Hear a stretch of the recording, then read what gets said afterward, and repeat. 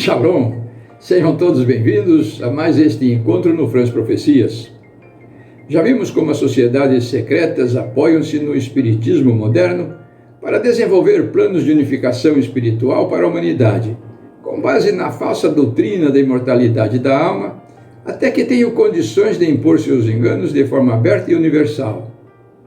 Dentre os demais fatores que devem caracterizar a dita união na diversidade babilônica, salientaremos hoje a marca da besta. Este ponto é fundamental para identificar os dissidentes da nova ordem mundial, a fim de convertê-los à força, se preciso for, conforme o texto de Apocalipse 13, versos 16 e 17. A todos os pequenos e os grandes, os ricos e os pobres, os livres e os escravos, faz que lhes seja dada certa marca sobre a mão direita ou sobre a fronte, para que ninguém possa comprar ou vender, senão aquele que tem a marca, o nome da besta ou o número do seu nome. Temos aqui a previsão de uma ditadura econômica que em breve deverá ser implantada na América do Norte, no país mais poderoso da Terra e o maior exportador de democracia no Ocidente. Uma vez implantado o terror nos Estados Unidos, esse país terá se constituído numa imagem da besta medieval e passará a perseguir os não alinhados e a falar como dragão, dando cumprimento à profecia de Apocalipse 13, versos de 11 a 14. Podemos imaginar como ficará facilitada a expansão da nova ordem mundial pelos demais países do mundo, sob a influência poderosa da América. Quanto à imposição da marca sobre a mão direita, significa que muitas pessoas aceitarão os ditames da nova ordem mundial por necessidade, para continuar realizando seus negócios. A marca sobre a fronte significa aquelas pessoas que aceitarão facilmente a imposição por estarem de acordo com o novo sistema.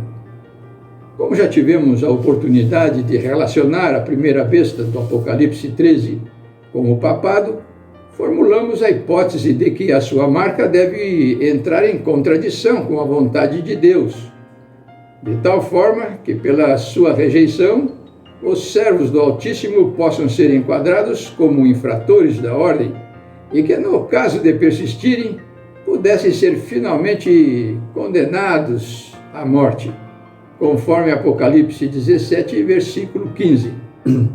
Ele foi dado comunicar fôlego à imagem da besta, para que não só a imagem falasse, como ainda fizesse morrer quantos não adorassem a imagem da besta.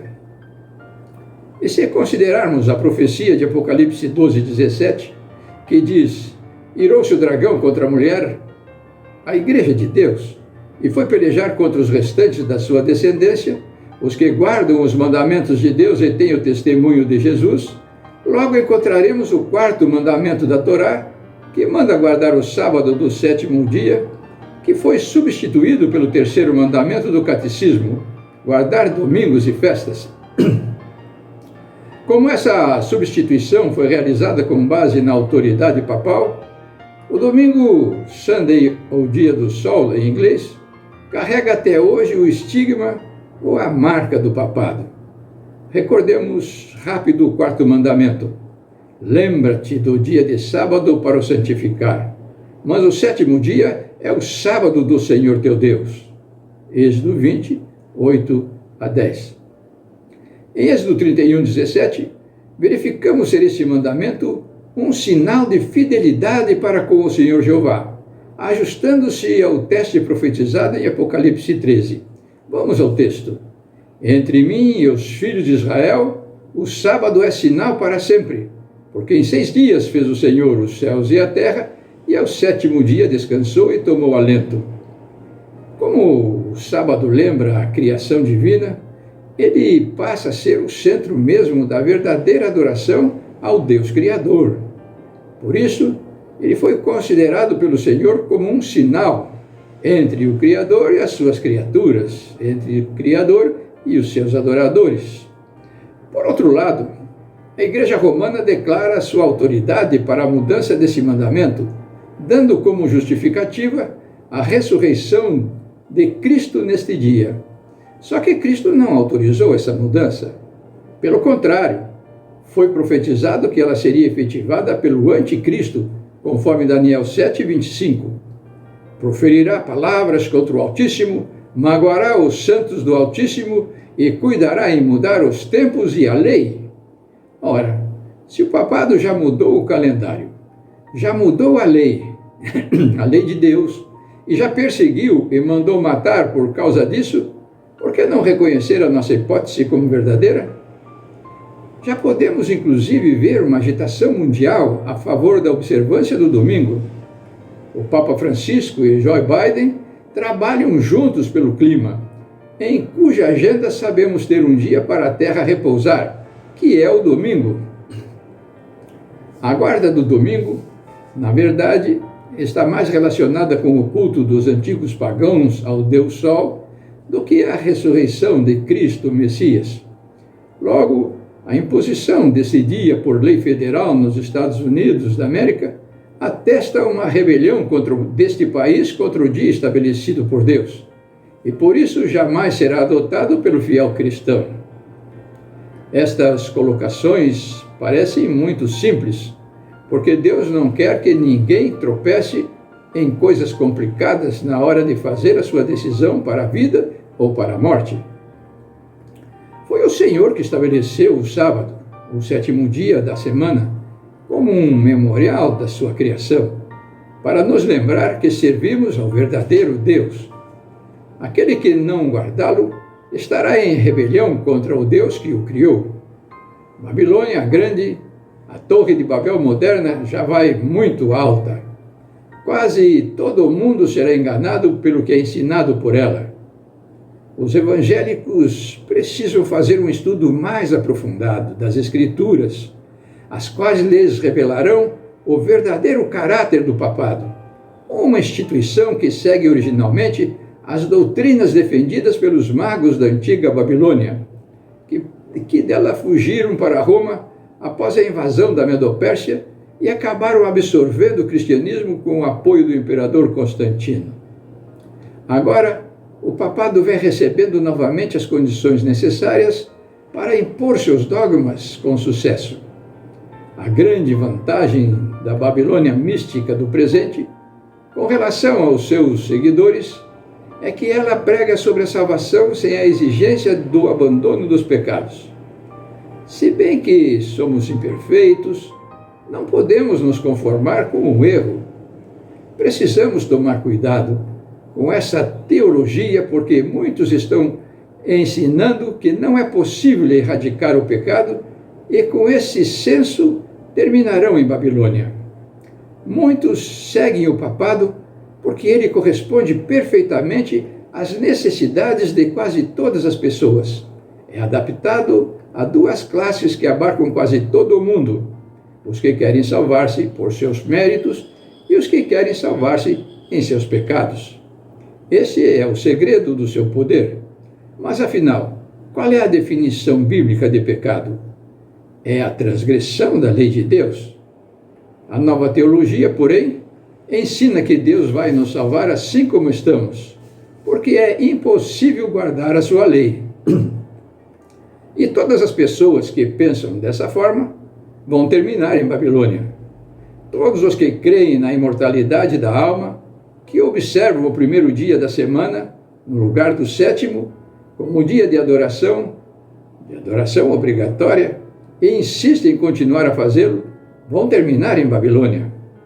A Babilônia eclesiástica julga poder salvar-se pelos seus próprios méritos, da mesma forma como pensavam os construtores da antiga Torre de Babel. Aquela torre, marco referencial da Babilônia mística atual, foi planejada para ser tão grande e alta que, uma vez dentro dela, sequer Deus poderia destruir seus ocupantes, mesmo no caso de um novo dilúvio. Assim, vem a nova ordem mundial construindo a sua torre gigantesca, com base na mesma filosofia de que o homem pode salvar-se pelos seus próprios esforços, pelo desenvolvimento sustentável, sem precisar corrigir os seus pecados. E pensam colocá-la no lugar da verdadeira nova ordem mundial, que será estabelecida por um Deus que diz que temos que vencer o pecado, de um Deus que diz que não podemos nos salvar pelos nossos próprios méritos. Finalmente, quanto ao enunciado de Apocalipse 13, verso 18, temos: aqui está a sabedoria. Aquele que tem entendimento, calcule o número da besta, pois é número de homem. Ora, esse número é 666. Temos aqui um desafio: calcular um número que representa o nome de um ser humano masculino para identificá-lo com a besta. Isso parece redundante, mas não é. Precisamos fazer uma breve recapitulação. A besta com 7 cabeças, com nomes de blasfêmias e 10 chifres coroados, citada em Apocalipse 13, verso 1, e também em Apocalipse 17, verso 8, representa o histórico do papado a partir de 1929. Deste ponto de vista, a lista das suas 7 cabeças são Pio XI, Pio XII, Paulo VI, João XXIII, João Paulo I, João Paulo II e Bento XVI. O Papa Francisco não representa nenhuma das cabeças do dragão e, por isso, reina como uma extensão do Papa Bento XVI, que procede dos 7 primeiros e também é o 8º rei, conforme Apocalipse 17, verso 11. E a besta que era e não é, também é ele, o 8º rei, e procede dos 7 e caminha para a destruição. Assim, o governador da nova ordem mundial é a mesma mulher que monta a besta escarlate em Apocalipse 17, verso 3. Seu nome é Papa Emérito Bento XVI, que por estar muito velho, aparecerá satanicamente empoderado, fortalecido, conforme Apocalipse 13, 2 e 4. E deu-lhe o dragão o seu poder, o seu trono e grande autoridade. E adoraram o dragão, porque deu a sua autoridade à besta. Também adoraram a besta, dizendo: quem é semelhante à besta? Quem pode pelejar contra ela?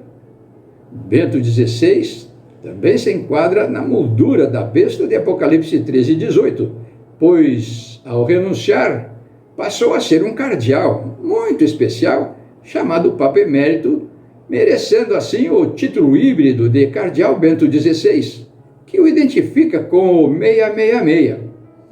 Se não vejamos, em algarismos romanos nós temos C é igual a 100, mais D é igual a 500, mais L igual a 50, mais 16 igual a 666. Ele é realmente a besta que procede do 7 para consolidar a nova ordem mundial e não terá morte natural, pois caminha para a destruição na segunda vinda de Cristo. Hoje temos 2 papas, Bento XVI e o Papa Francisco, atuando juntos no Vaticano. Mas chegará o momento da volta gloriosa de Bento XVI como imperador do planeta, como ele será adorado como o anticristo por todos os que habitam sobre a terra, aqueles cujos nomes não foram escritos no livro da vida do Cordeiro, que foi morto desde a fundação do mundo, conforme Apocalipse 13, verso 8. Ele terá reconhecido o poder militar, conforme Apocalipse 13, verso 4, o qual virá da segunda besta dos Estados Unidos, à frente certamente da OTAN, que deverá ser expandida pelas 10 regiões da Terra. Bento XVI vai exercer a autoridade universal e vencerá os santos, conforme Apocalipse 13, verso 7. Bem, vamos ficando por aqui. No próximo vídeo veremos por que Deus está permitindo que essas coisas aconteçam e o que vai acontecer no final das contas. Fiquem com o Pai Celestial e até a nossa próxima conversa, se Deus quiser.